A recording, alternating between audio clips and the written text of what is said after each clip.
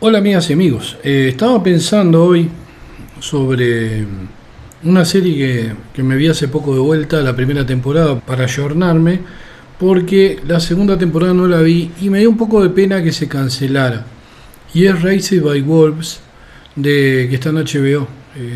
Esa serie de Ridley Scott, que tiene cosas, la primera temporada tiene cosas muy interesantes y el principio de la segunda temporada me pareció un poco redundante, pero ahora ya les comento porque justamente había escrito un artículo sobre eso. Eh, Prácticamente yo estaba escribiendo artículos para mi página,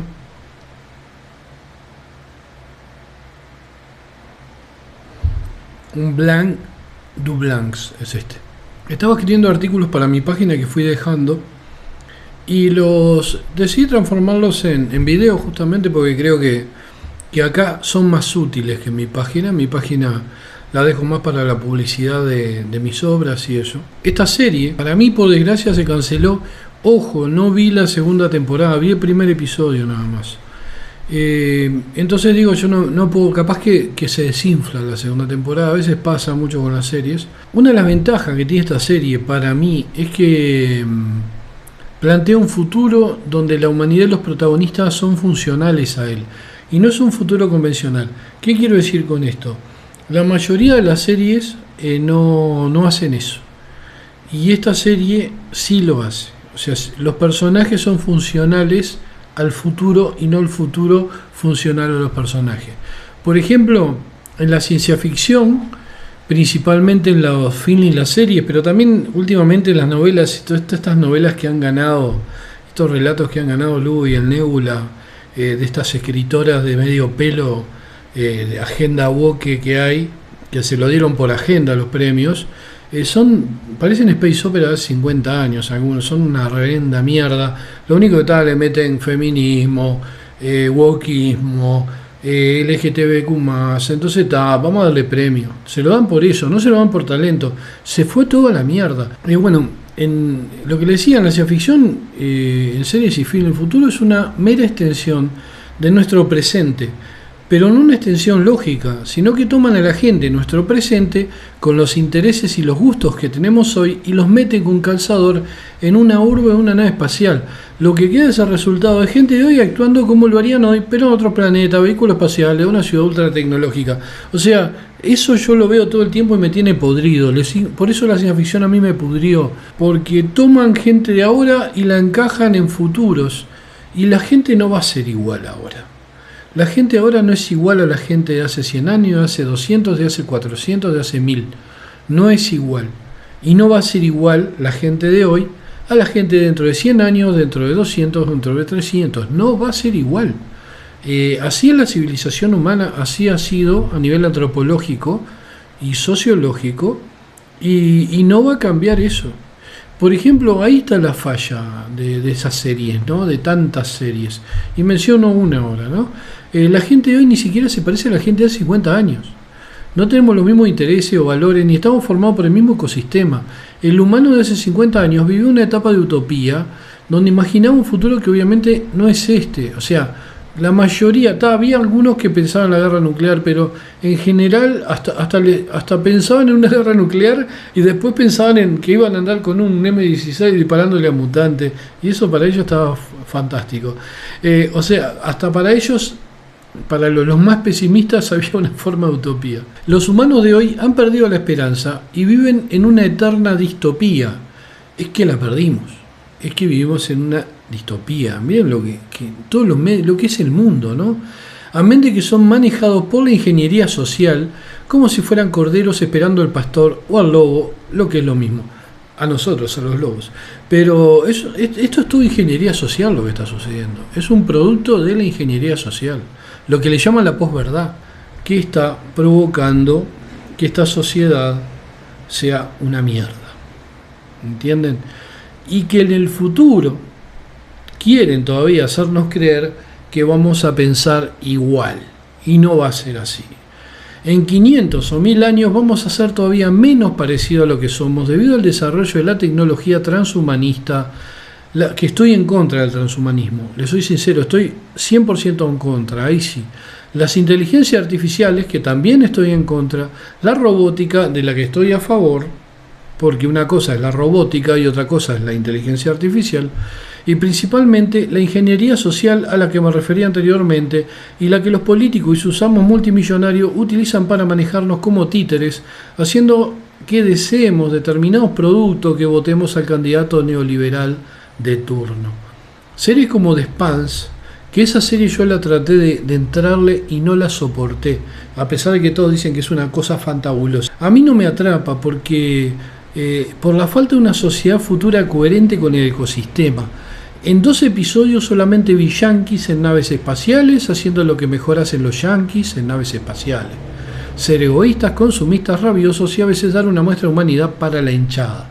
¿Entienden? Y así con casi todo. Eso es lo que vi en 3 o 4 episodios. O sea, y dije, no, me pudrí. Porque miren, había una serie que yo miraba y creo que se llamaba Space. No Space como 1999, aquella serie vieja que me encantaba, sino Space, que era de una guerra galáctica, o sea, como que las colonias humanas habían llegado a una frontera con una raza alienígena y entraban en guerra, y básicamente era la historia de pilotos de combate en casas. Todo bien, eso también no tenía, pero era re entretenida. Y acá en Expanse estaba todo bla bla, así que no me pudrí, como la verdad me aburrió. Y la otra serie la volví a ver hace poco y me encantó. Que no está en ningún lado, ojo, la tenía por ahí. Miren, como vienen las cosas, el futuro va a ser con naves espaciales llenas de chinos que se van a cruzar con los rusos en el espacio, y entre medio, esquivando, pecio lleno de cadáveres de empleados de las empresas de los más Branson y Besos. Porque hoy, por ejemplo, vi una proyección, una especie de encuesta que habían hecho una empresa multinacional, y en una proyección parece que encuestaron a un montón de niños estadounidenses, europeos y chinos. ¿Está? Y en la mayoría de los europeos y estadounidenses, los niños aspiraban a ser youtubers. Creo que hasta un 60 o un 70%, es un disparate. Y la mayoría de los niños chinos aspiraban a ser astronautas, militares, científicos. Entonces digo, ojo para dónde va este mundo, ¿entienden? Ojo para dónde va este mundo. Vamos a tener un occidente lleno de youtubers, mientras los chinos van a estar colonizando el sistema solar. O sea, eso es prácticamente de cajón como viene la mano. En este momento los chinos están superando a nivel de economía a Estados Unidos. O sea, son unos animales los tipos, son unos animales. Y no es que me caigan bien, porque la verdad que me parecen como una cultura alienígena a mí. No me caen mal para nada, ojo. Pero para mí son como aliens, o sea, no los entiendo mucho. No los entiendo a nivel de cómo funciona su sociedad. No entiendo esa mezcla de comunocapitalismo o de comunismo mercantilista. O sea, no me cierran. Hay cosas que para mí son incompatibles, pero ellos las hicieron compatibles. Y parece que les funciona. No sé hasta cuándo, pero por ahora le funciona. Bueno, si piensan que no tengo esperanza en los emprendimientos privados para colonizar el espacio, es cierto, no tengo esperanza. No veo que los que conducen en este momento esos emprendimientos tengan mentes lúcidas para llevarlo a una conclusión exitosa, ya que se rigen por la inmediatez del psicópata por obtener resultados que avalen su inversión. Tipos como Musk, Branson y Bezos son amorales, no les importan las personas y por lo tanto no van a lograr cosas viables para el avance humano, porque lo último que respetan es a los seres humanos. O sea, a Bezos, a Musk y a Branson y a Bill Gates y a toda esa gente le chupan un huevo los seres humanos. Ellos lo único que les importa es la plata y es el poder sobre esas cosas que para ellos, esos bípedos que andan de trajes o vestidos de colorinches en sus empresas. En pleno 2022 se están haciendo pruebas con vehículos espaciales. No sé si a ustedes no se les ocurrió o no pensaron en esto, ¿no? Que en el 2022 los tipos hacen pruebas con vehículos espaciales que se estrellan estrepitosamente, o cuando suben al espacio hay un festejo mediático que apoyan sus miles de seguidores acéfalos de las redes sociales, cuando ya en los 60 había naves funcionales que llevaban tripulaciones al espacio y hasta la luna. O sea, llevaban perro, humano, mono, o sea, llevaban de todo. Agarraban una lata de sardina y metían 3 tipos y lo mandaban al espacio, metían uno solo, como Yuri Gagarin, por ejemplo, que dio una vuelta a la Tierra en 1959, creo, 60. Ya no me acuerdo la verdad de las fechas y no voy a ir a... No importa, ¿entienden? No importa, está todo en Google eso. Parece que nadie se acuerda que en los 70 los rusos llegaron a Venus con las Venera y nos enteramos de que ahí la vida no era viable. Y no hacen la inversión en publicidad que Branson, Bezos y Musk, que con un simple tweet hacen subir o bajar el precio de las criptomonedas, hacen que suban y bajen acciones, con 2 tweets haciendo un chiste o diciendo un disparate. Por eso me gusta Raised, o sea, me gustó la primera temporada, principalmente el primer episodio me pareció una obra maestra. Después se desinfló un poco el primer episodio donde el androide sube a la nave de estos fanáticos religiosos solarianos y los hace mierda. Me encantó que el tipo abría la boca y los tipos se transformaban en pulpa en las paredes por una especie de ultrasonido. Me fascinó, más la manera que ella camina, el gesto de la cara. Ustedes miren el primer episodio si no lo vieron, y cuando ella sube a la nave es increíble, es ciencia ficción de la vieja escuela, no esta mierda que hacen ahora. Bueno, hay un futuro delirante con una guerra, es un futuro completamente delirante, o sea, es prácticamente imposible, se les cantó el culo hacerlo así y está bueno. Porque ahí está la base de lo que es la ficción especulativa. El tema de plantear futuros que no son posibles, y no es futurología de cuarta, es Alvin Toffler, ¿me entienden? En la tercera ola. No, está bueno cuando plantean futuros que no tienen prácticamente coherencia, y dentro de esos futuros incoherentes desarrollan historias que tienen una coherencia. Eso es lo mejor que tiene, por ejemplo, para mí, la ciencia ficción de otros tiempos. Como la de Jack Vance, por ejemplo, los tipos que vivían en castillos con dragones dentro de 100.000 años. O sea, estaba bárbaro eso. Ya no, ahora todo tiene que tener una especie de coherencia y falta de imaginación.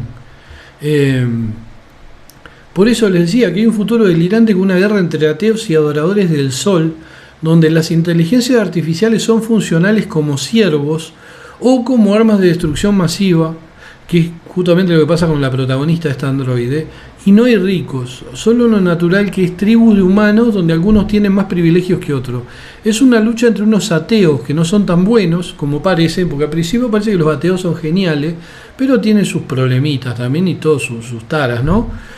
Y una secta de anormales religiosos de corte medieval que pintan más Inquisición que otra cosa, pero con androides y tecnología aeroespacial.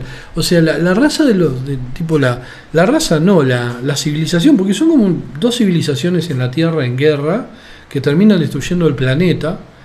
Cuando empieza el opening está impresionante, la canción que muestran a las androides estas volando y destruyendo todo el mundo, y se ven explosiones nucleares y las naves, o sea, el opening está genial. Lo más importante es que la gente piensa como tiene que hacerlo en un futuro como ese. Los protagonistas son funcionales a la coyuntura social y no al revés, que eso es primordial. Es primordial. Normalmente los que hacen series, los guionistas, que son bastante débiles a nivel narrativo, la mayoría, hacen series donde los protagonistas son lo importante y todo el universo en el que viven es funcional a ellos, y no es así en la vida. O sea, nosotros somos funcionales a nuestra realidad, no la realidad a nosotros, pero eso 2 más 2.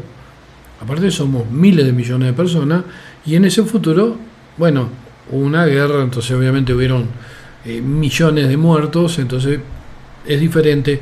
Pero las 2 sociedades que plantean, que son completamente delirantes, incoherentes también se podría decir, pero están bárbaras. O sea, ¿cómo le explico?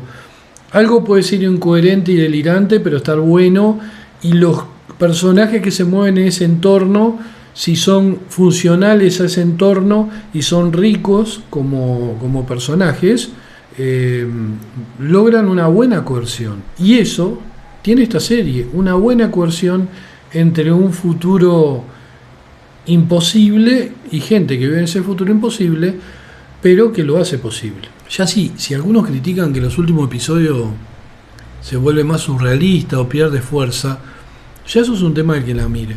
En mi caso no sucedió, y aún debo ver la segunda temporada, aunque el primer episodio me pareció un poco redundante.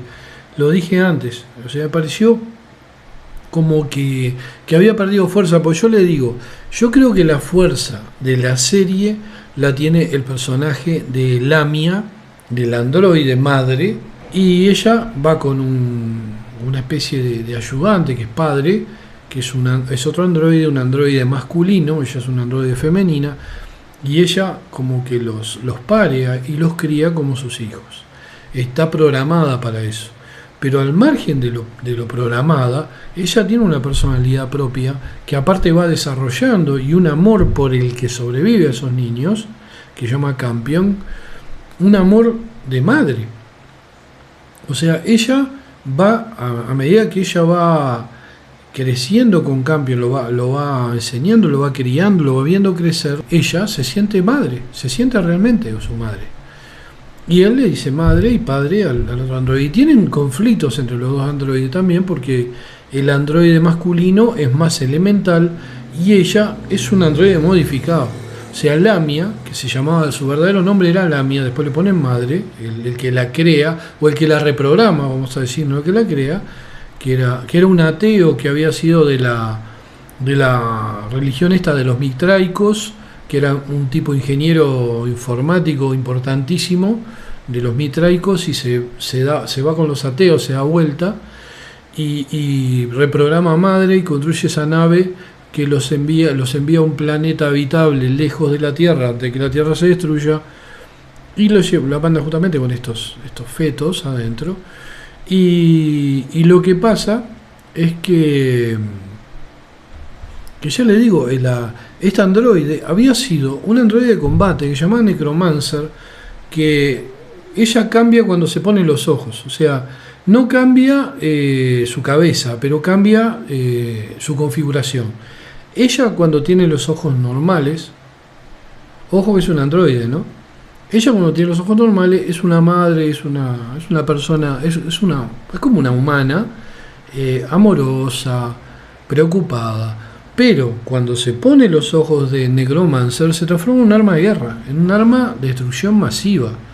Se levanta en el aire y vuela, y la verdad que tiene mucho de Moebius, de Bilal. La verdad que me hizo acordar mucho a Enki Bilal en la Feria de los Inmortales, con el tema de ese futuro, con esa Francia gobernada por una especie de religión ultrafascista. O sea, Bilal, que era un tipo que obviamente no le gustaba mucho el fascismo, desarrolla la Feria de los Inmortales en ese tipo de plano sociológico, en esa coyuntura.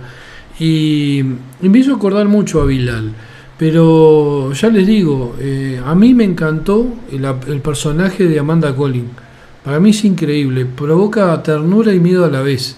Es como el arma de combate definitiva. Por un lado es una madre amorosa de niños que de una forma u otra llevó en su vientre, y por otro la mamá que todos quisimos tener para sentirnos protegidos en nuestra infancia. Al menos en mi caso, que tuve una madre fría y distante, que venía cuando mi abuela cocinaba ravioles y aparecía para comerse 3 platos. Lo único que le importaba a mi madre era... Me venía a ver cuando mi abuela hacía ravioles, que a ella le encantaban, era fanática. Y lo importante aquí en esta serie es ese. O sea, yo creo que es lo mejor que ha hecho Ridley Scott. O sea, hizo desde hace años. Porque la verdad que Covenant y eso me parece una cagada. Aparte, el androide Frodo ese me tenía los huevos llenos. Porque es el androide Frodo, andaba en pata con una capa verde, es igual. Me pudrió. Pero en este caso, aquí la serie está muy bien. O sea, no la escribió él, obviamente. Pero ya les digo, esos futuros imposibles que creaba la ciencia ficción de la Edad Dorada y un poco después, la de los 60s, de la época de Harlan Ellison, de la época de Michael Moorcock con New World, con la New Sync, la New Wave, o sea, toda esa época donde era importante crear, intentar imaginar futuros coherentes dentro de la incoherencia. Porque yo les explico, ¿no? Una de las cosas que es para nosotros los escritores importante no es hacer la proyección hacia el futuro a nivel de futurología, como decía hace un rato de Alvin Toffler y a la tercera ola y todo lo demás, sino es crear una realidad alienígena, algo que yo le llamaba alienidad. ¿Qué implicaba con la alienidad? Que si un Neandertal lo traemos de la prehistoria y lo ponemos aquí, va a sentir, o sea, puede tener un infarto y morir, pero va a estar en una especie de caos constante y no sé si se va a poder adaptar alguna vez. Hay casos de niños, de bebés, que se han perdido, los padres han muerto y los han criado animales. Por ejemplo, en la India pasaba muchísimo eso. Por eso justamente la idea del libro de la selva viene de eso, la de Rudyard Kipling, porque en la India, ya les digo, pasaba mucho. Aparte había mucho explorador británico que se metían en lugares donde no debían o no conocían, se los comía un tigre y de repente el bebé quedaba escondido o dormido entre los árboles y lo criaban monos, lobos, etcétera. Pasó muchísimo, hay muchos casos, pero muchísimos casos documentados de niños que fueron después encontrados por misioneros o por exploradores o por militares que eran adolescentes ya, que los habrían criado animales, que incluso tuvieron que matarle a los padres adoptivos para para poderlos capturar, porque lo defendían como uno más de un cachorro más, o sea, y nunca podían caminar de repente en dos piernas o articular palabras humanas, porque la sociedad en la que nosotros vivimos es la que nos moldea. Y si nosotros nos criamos en otro tipo de realidad o de sociedad o de manada, nos va a moldear de otra manera y ya nuestro cerebro no va a volver a ser el mismo. Por eso les digo, si nosotros traemos un Neandertal ahora, y yo dudo que el Neandertal algún día se pudiera adaptar a esta forma de vida, no creo que pudiera sobrevivir. Y si nosotros nos llevan dentro de 1.000.000 de años, dentro de 100.000 años, dentro de 10.000 años o de 5.000 años, no sé qué puede pasar con nosotros. Que nosotros ahora tengamos una capacidad de adaptarnos supuestamente a los cambios, es más que todo una teoría. O sea, nosotros nos adaptamos a cambios de un día para otro. O sea, mañana, hace 20, 30 años no había internet y ahora hay internet, pero hubo todo un proceso antes de las redes sociales y todo esto. Nosotros no fue de golpe que nos aparecieron las redes sociales y nos apareció internet. No, fue todo gradual y nos fuimos adaptando, y hay gente que no se adapta. Por ejemplo, en la empresa donde yo trabajaba, cuando llegaron los sistemas informáticos, que yo justamente fui en la empresa donde yo estaba, fui de los primeros en aprender a manejar los Texas 990, los Texas 911, las islas, que eran unos discos que eran cosas así, creo que tenían 2 megas de información, y usábamos los monitores verdes. Después empezamos a usar los ámbar y después los paperwhite, creo que se llamaban, o paperback o algo así, que parecía que eran grises. Y bueno, después vinieron los VGA, después los super VGA, y bueno, después vino todo lo demás. Pero fuimos evolucionando y había gente que no se adaptó. Había gente vieja, que ya era veterana en las empresas, que no se adaptaba y la tenían que jubilar. O sea, porque si los despedían, los dejaban en la lona porque nadie los iba a tomar. Y eran gente que era querida en las empresas y era eficiente en su trabajo, pero cuando se empezó a informatizar todo, quedaron obsoletos porque hay gente que no se adaptó.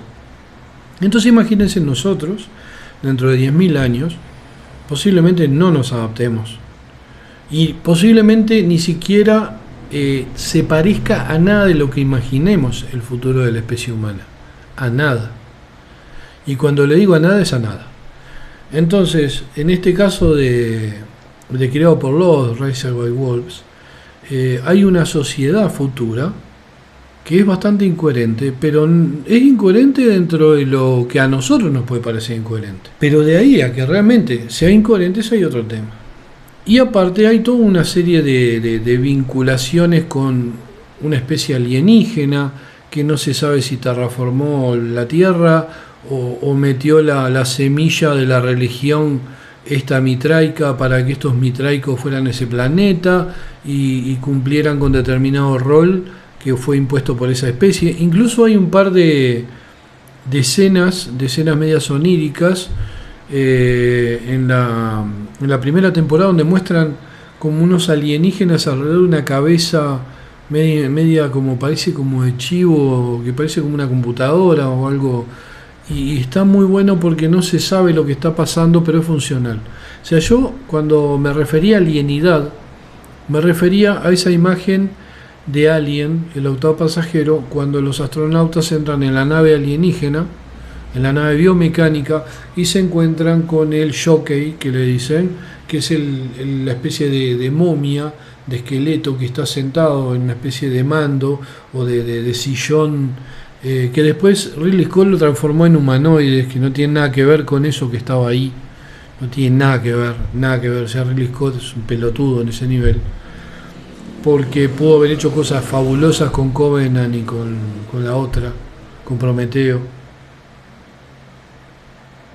y las vulgarizó, quizás porque él se hizo vulgar, o porque la quiso adaptar a la mente vulgar de la gente de hoy.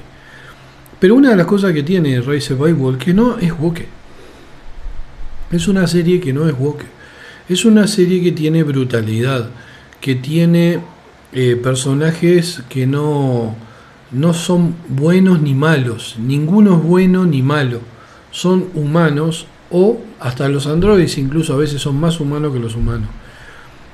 La verdad que está buena. Yo cuando arranca la segunda temporada me dejó medio desconcertado que aparecieran una especie de colonización al planeta de ateos, y que fueran tan simples.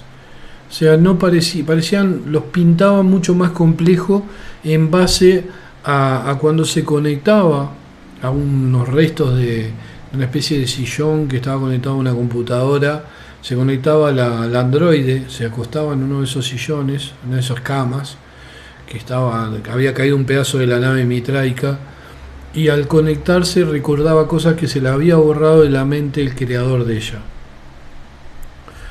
Y lo que mostraba, cuando lo mostraba el creador de ella, lo mostraba de una manera que era un tipo genial, un tipo que incluso ella se enamora de ese tipo, y se enamora siendo un androide, ¿no? O sea, pero es una inteligencia artificial. Después cuando muestran a los ateos, son vulgares, o sea, son lo mismo que los otros, pero que piensan diferente. Nada más, o sea, incluso hasta son como más humanos, son como más sacados de esta realidad y llevados al futuro. O sea, como que cae la segunda temporada. Yo vi un episodio y después como que no me atrajo, no me atrapó, y quizás por eso se canceló, o quizás porque no era woke. O sea, vamos a empezar por ahí. O quizás después se volvió woke y no le gustó a nadie. Yo la voy a terminar de ver después, tranquilo, voy a hacer algún video sobre las dos temporadas, sobre toda la serie, porque a mí me parece que la primera temporada tiene cosas increíbles que no la tienen otras series del género, y la verdad que a mí me pareció bárbaro, la verdad me pareció, el primer episodio me pareció épico. A veces uno podría decir, me miro el primer episodio si fuera una película y lo terminaron ahí, pero quedó increíble. Porque el primer episodio es épico. Y después empieza a decaer un poco la serie. Pero igual, la primera temporada está bien. El final es medio surrealista, es medio raro, un poco incoherente quizás, pero después uno cuando entra a mirar ve que hay como una metida de mano alienígena en todo esto. Y dice, bueno, quizás esa incoherencia sea coherencia para otra especie que no somos nosotros, porque como le decía recién, ya que también un futuro es impredecible y quizás nosotros no lo podamos imaginar, mucho menos podamos imaginar una especie alienígena. No tenemos por qué. No tenemos por qué estar capacitados. Quizás cuando nos enfrentemos a una especie alienígena, o ellos o nosotros tengamos un shock. O nos destruyamos o huyamos unos de otros. O sea, es muy... O ni siquiera nos demos cuenta que son alienígenas.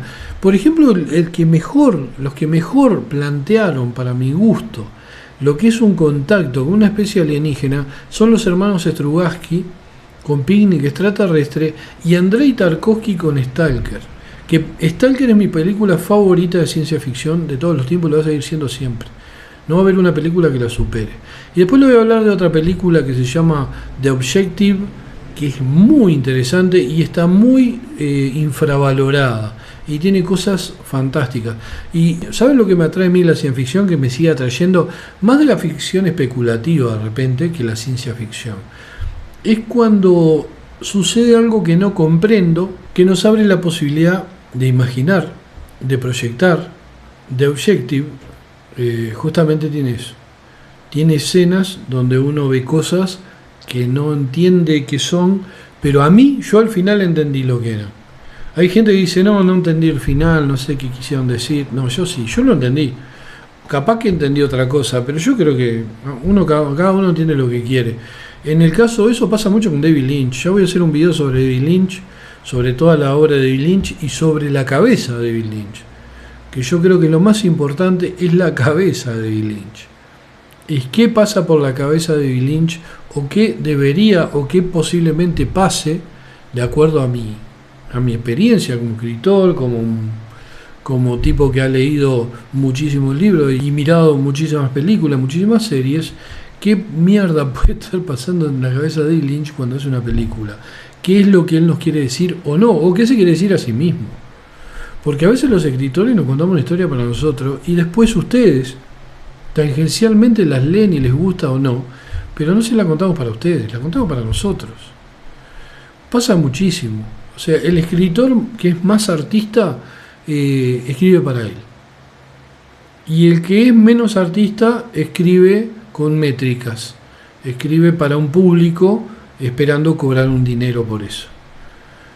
Yo, por ejemplo, nunca escribí esperando cobrar un dinero por eso. O sea, sí, obviamente es un trabajo y obviamente como ser racional y como trabajador en otros rubros para poder seguir escribiendo y no morir de hambre y para poder pagar una luz para poder prender una computadora o comprar unas hojas en la época no había computadoras, comprarme mi máquina de escribir, o sea que la compré, me la armé yo y la pagué con 2 mangos, pero me la armé yo, y comprar las hojas para poner esa máquina de escribir y comprar las cintas para poner esa máquina de escribir, o sea, todo eso, o la lapicera y los cuadernos para escribir, cuando no tenía máquina de escribir. Para eso uno tiene que trabajar en otras cosas, y cuando uno aprende, que justamente hice un video hace un par de días sobre el tema, ¿no? De que parecería que los escritores no somos trabajadores y no nos tienen que pagar nada. Los editores piensan eso, hay un montón de parásitos y de idiotas que piensan eso de nosotros, que lo que hacemos nosotros no tiene un valor, y nosotros vivimos en una sociedad de mierda donde nos tenemos que mostrar para que alguien nos compre nuestra obra. Tenemos que tener una vidriera y muchas veces tenemos que dar cosas gratis, pero justamente Raised by Wolves, o vamos a decir criados por lobos, es mucho más fácil. Tiene esa proyección muy de la época de cuando Arthur Clarke escribió La ciudad de las estrellas, o Robert Silverberg escribió Alas nocturnas, o Jack Vance escribió El último castillo. Ese tipo de historias, de proyecciones a futuros prácticamente imposibles, pero desarrollando historias de personajes que se movían en esos futuros y que eran acordes a esos futuros, más o menos, que no pensaban exactamente igual a nosotros, que tenían de repente los mismos intereses porque vamos a seguir siendo humanos, y obviamente siendo humanos vamos a tener que alimentarnos, que instruirnos a nivel cultural, esa necesidad de aprender y de proyectarnos hacia adelante, que es parte de la evolución en la que nosotros nos hemos ido desarrollando, y bueno, y el derecho a ser felices y las ganas de ser felices, las ganas de vivir en un estado de alegría, no constante porque es imposible, pero lo más cotidiano posible. Por eso le digo, Rise by Wolves es una serie que se sale un poquito de la métrica, y la primera temporada está bien, pero el primer episodio está increíble. Para mí, Ridley Scott debería haber hecho una película con el primer episodio y haberlo dejado con un final medio abierto, y quizá hubiera quedado una obra maestra de la ciencia ficción, pero por desgracia no. Es como todo. Y la cancelaron, supuestamente por la fusión de Warner con Discovery, que cancelaron un montón de cosas, pero sí no cancelaron series lesbianas y woques, eso no han cancelado.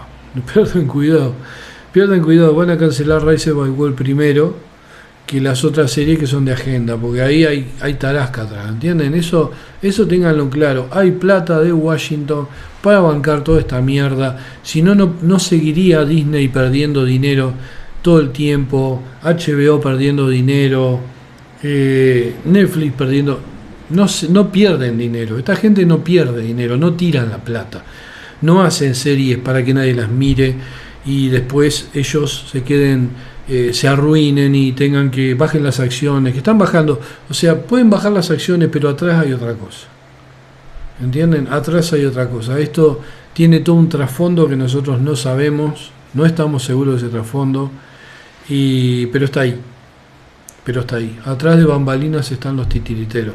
Los títeres se mueven y siempre hay manos arriba y los invisibles que los manejan. Da su daño.